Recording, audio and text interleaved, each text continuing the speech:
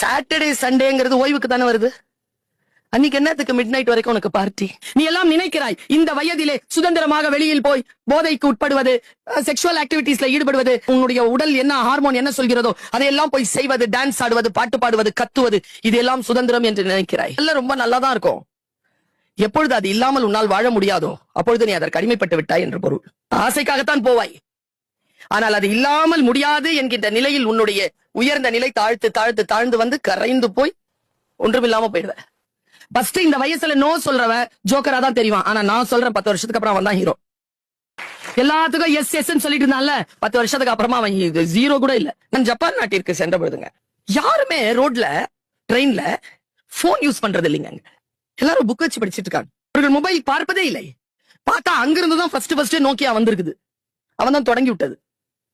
உலகத்திலேயே ஆக dangerous games Korea, China, இவங்க எல்லாம் அந்த கேம்ஸ் உருவாக்கி வெளியில மார்க்கெட் பண்றாங்க. அவர்கள் நாட்டில் அது தடை செய்யப்பட்டிருக்கு. அது உன்னை ஏதோ ஒரு வகையில் அடிமைத்தலைக்கு உள்ளே அழைத்து செல்லக்கூடிய வலை.